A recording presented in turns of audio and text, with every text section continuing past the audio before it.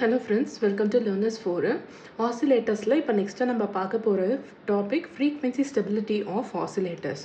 So ஜென்ரலாக நம்ம ஃப்ரீக்வென்சியை வந்து ஒரு ஆசிலேட்டரில் நம்ம ஜென்ரேட் பண்ணுவோம், சஸ்டைன்ட் ஆசிலேஷன்ஸை வந்து ஜென்ரேட் பண்ணுவோம்.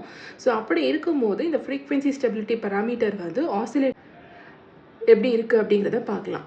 ஸோ ஜென்ரலாக ஒரு ஆசிலேட்டரில் நமக்கு ஃப்ரீக்வென்சி ஆஃப் ஆசிலேஷன்ஸ் எப்படி இருக்கணும் அப்படின்னா கான்ஸ்டண்ட்டாக இருக்கணும். ஸோ நமக்கு வேவ் ஃபார்ம் எப்படி கிடைக்கும் அப்படின்னா இந்த மாதிரி கான்ஸ்டண்ட்டாக ஆம்ப்ளிடியூட் இருக்க மாதிரி ஒரு வேவ் ஃபார்ம் வந்து நமக்கு அவுட்புட்டில் வந்து கிடைக்கணும்.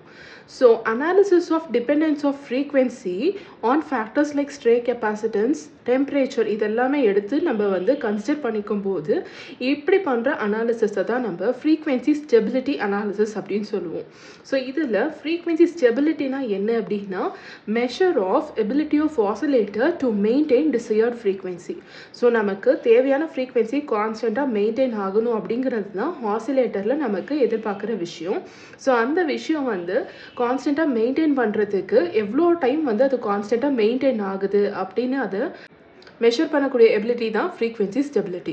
ஸோ இந்த ஃப்ரீக்வென்சி ஸ்டெபிலிட்டியை அஃபெக்ட் பண்ணக்கூடிய ஃபேக்டர்ஸ் எல்லாம் என்ன அப்படிங்கிறத பார்த்துட்டு அதுக்கப்புறமா இதை வந்து நம்ம மெயின்டைன் பண்ணுறதுக்கு என்ன பண்ணலாம் அப்படிங்கிற ரெமெடிஸையும் நம்ம வந்து செக் பண்ணலாம். ஸோ ஃபர்ஸ்ட் ஃபேக்டர் வந்து due to changes in temperature tank circuit components are affected which changes frequency. So எல்லாமே நமக்கு டெம்பரேச்சர் டிபெண்ட் காம்பனன்ஸாக இருக்கும்போது ஸோ இதனால என்ன ஆகும் அப்படின்னா டேங்க் சர்க்யூட்டை நம்ம யூஸ் பண்ணக்கூடிய காம்பனன்ஸான இண்டக்டர் ஒரு கெப்பாசிட்டர் ஏதாவது காம்பனன்ட்ஸ் வந்து அஃபெக்ட் ஆச்சு அப்படின்னா இது வந்து நமக்கு ஃப்ரீக்வென்சி அஃபெக்ட் பண்ணி கொடுக்கும். ஸோ எல்லாத்துலேயுமே நம்ம ஃப்ரீக்வென்சி ஆஃப் சஸ்டைன்ட் ஆசிலேஷன் என்னென்னு பார்த்துருப்போம் அப்படின்னா 1/2π இன்டு ஸ்கொயர் ரூட் ஆஃப் ஒன்று எல் ஈக்குவலண்ட் இல்லைனா சி ஈக்குவலண்ட் அப்படின்னு நம்ம பார்த்துருப்போம். ஸோ எல் அஃபெக்ட் ஆனாலும் சரி சி அஃபெக்ட் ஆனாலும் சரி நமக்கு அதனால என்ன ஆகும் அப்படின்னா ஃப்ரீக்வென்சி வந்து அஃபெக்ட் ஆகும். ஸோ இதுதான் வந்து first and important factor. Second factor வந்து due to change in temperature நம்ம யூஸ் பண்ணக்கூடிய ஆக்டிவ் டிவைசஸ், அதாவது ஜென்ரலாக ஆசிலேட்டரில் நமக்கு 2 ஸ்டேஜ் இருக்கும். ஃபர்ஸ்ட் ஸ்டேஜில் ஒரு ஆம்ப்ளிஃபையர் இருக்கும், செகண்ட் ஸ்டேஜில் பார்த்தீங்கன்னா ஃபீட்பேக் நெட்வொர்க் வந்து இருக்கும். ஸோ இந்த டேங்க் சர்க்யூட் அப்படிங்கிறது வந்து இந்த ஃபீட்பேக் நெட்வொர்க்கில் இருக்கும்.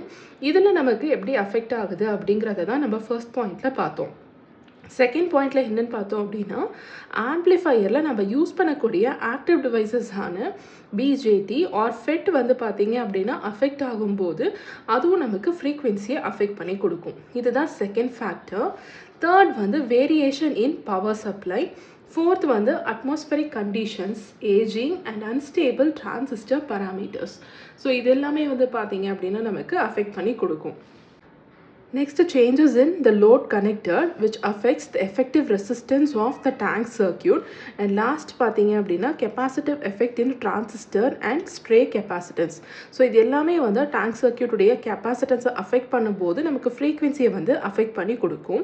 ஸோ இப்போ இந்த கண்டிஷன்ஸ் எல்லாம் ஓவர் கம் பண்ணுறதுக்கு என்ன ரெமெடி நம்ம ஃபாலோ பண்ணணும் அப்படின்னா ஃபர்ஸ்ட்டு வந்து சர்க்யூட் வந்து ஒரு கான்ஸ்டன்ட் டெம்பரேச்சர் சேம்பரில் மெயின்டைன் ஆகிற மாதிரி நம்ம வந்து என்க்ளோஸ் பண்ணிக்கணும். அப்போ நமக்கு டெம்பரேச்சர் வேரியேஷன்ஸ் எதுவுமே இருக்காது. அதனால் நமக்கு tank circuit components and transistor அதாவது ஆக்டிவ் டிவைசஸ் இது எல்லாமே வந்து நமக்கு அஃபெக்ட் ஆகாமல் இருக்கும். ஸோ நம்ம மெயின்டைன் பண்ணிக்கலாம் நம்மளுடைய ஃப்ரீக்வென்சி ஸ்டெபிலிட்டியை. Next maintaining constant voltage using Zener diodes. So variation in power சப்ளையும் ஒரு ஃபேக்டராக இருக்கிறதுனால வோல்டேஜ் ரெகுலேட் பண்ணுறதுக்கு நம்ம ஒரு ஜீனா டயோடெல்லாம் யூஸ் பண்ணோம் அப்படின்னா அப்போ நமக்கு கான்ஸ்டன்ட் வோல்டேஜ் கிடைக்கும். அதனால் ஃப்ரீக்வென்சி ஸ்டெபிலிட்டியை நம்மளால் மெயின்டைன் பண்ண முடியும். Third point, load effect is reduced by coupling oscillator to load loosely. அதாவது circuit with increased value of high value of input impedance and low value of output impedance. ஸோ இதை maintain பண்ணும்போது load எஃபெக்ட்டும் நம்மளால் reduce பண்ண முடியும் அப்படிங்கிறது தான் இந்த 3 remedies for maintaining frequency stability of oscillator. So இந்த variation of frequency with temperature வந்து பார்த்தீங்க அப்படின்னா நம்ம ஒரு ஃபேக்டர் எஸ் அப்படின்னு டினோட் பண்ணுவோம். Where S omega of T is equal to del omega divided by omega r divided by del t by tr. So இது எல்லாமே நம்ம parts per million per degree Celsiusல தான் வந்து மெஷர் பண்ணுவோம். இதில் ஒமேகா ஆர் அப்படிங்கிறது வந்து டிசையர்ட் ஃப்ரீக்வென்சி. ஸோ எந்த ஃப்ரீக்வென்சி நம்ம வந்து சஸ்டைன்ட் ஆசிலேஷன்ஸில் மெயின்டைன் ஆகணுமோ அந்த வேல்யூ தான் இந்த ஒமேகா ஆர். டிஆர் அப்படிங்கிறது வந்து ஆப்ரேட்டிங் டெம்பரேச்சர். இதில் டெல் அப்படிங்கிறது வந்து ஸ்மால் சேஞ்ச், அதாவது நமக்கு டிசையர்ட் ஃப்ரீக்வென்சியில் இருந்து எவ்வளோ சேஞ்ச் அப்படின்னு சொல்லக்கூடிய பராமீட்டர் தான் டெல் ஒமேகா. அண்ட் அதே மாதிரி டெல் டி அப்படிங்கிறது வந்து change in temperature. So frequency ஸ்டெபிலிட்டியை நம்ம எப்படி டினோட் பண்ணுவோம் அப்படின்னா SW is equal to d theta divided by d omega. So இதில் d theta அப்படிங்கிறது வந்து it is phase shift introduced for small frequency change in desired frequency of FR. So FR அப்படிங்கிற desired frequencyல இருந்து ஒரு சின்ன frequency change create பண்ணுற phase shift எவ்வளோ அப்படிங்கிறது தான் இந்த d theta parameter. ஸோ இந்த value of d theta by d omega வந்து எவ்வளோக்கு எவ்வளோ அதிகமாக இருக்கோ அவ்வளோக்கு அவ்வளோ நம்மளுடைய ஆசிலேட்டர் வந்து ரொம்ப ஸ்டேபிளாக இருக்கும் அப்படின்னு அர்த்தம். ஸோ இதுதான் ஃப்ரீக்வன்சி ஸ்டெபிலிட்டிக்கான ஃபேக்டர்ஸ் அண்ட் அதுக்கான ரெமெடி பேராமீட்டர்ஸ் எல்லாமே அண்ட் ஃபைனலைஸ்டாக ஃப்ரீக்வன்சி ஸ்டெபிலிட்டிக்கான ஃபேக்டருடைய எக்ஸ்பிரஷனையும் நம்ம வந்து பார்த்தோம். ஸோ எப்போவுமே இந்த வேல்யூ வந்து நமக்கு லார்ஜராக இருக்கும் போது தான் நம்ம யூஸ் பண்ணியிருக்க ஆசிலேட்டருடைய ஸ்டெபிலிட்டியும் வந்து பார்த்தீங்க அப்படின்னா அதிகமாக இருக்கும்.